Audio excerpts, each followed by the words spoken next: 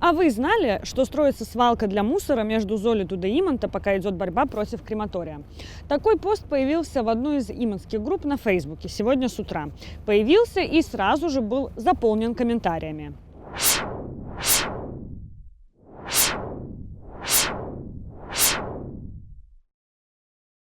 Так, ну смотрите, Б-барбекю 39.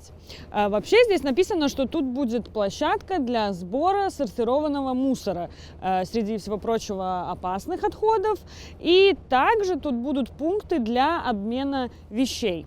Можно это назвать свалкой? В Рижской думе говорят нет. Tā nav ne izgāstuve, ne atkritumu kaut kāda glabātuve, bet tas ir viens no laukumiem, kurā rīdzinieki varēs nodot tādus dažādus atkritumus, kur ir arī, manuprāt, grūtības nodot pie mājām, jo, piemēram, izlietotos printerus vai medikamentus, tev ir jāiet meklēt, kur tu tagad varēsi arī tos nederīgos medikamentus atdot, jo ne visās aptiekās, diemžēl, paņem.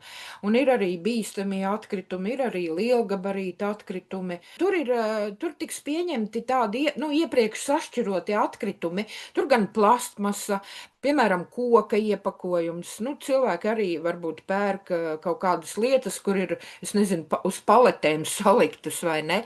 Tad viņi var tur kartonu, papīru. Tur būs arī tāda izveidota tāda nojume, tādai, es teiktu, zaļai dzīvošanai. Piemēram, tur varēs nolikt mēbeles, kas tev pašam nav vajadzīgas, vai kaut kādas būvniecības, paliek pāri kaut kādi būvniecības materiāli vai elektronika, un tas būs tā kā maiņas punkts.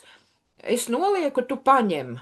Выглядеть это будет примерно вот так. Подобные площадки уже есть на улицах Веталвас и Спилвас. Всего в Риге планируется в общей сложности 8 таких площадок. Эмилия Гаспарян, Кришина Слейтис, ЛСМ.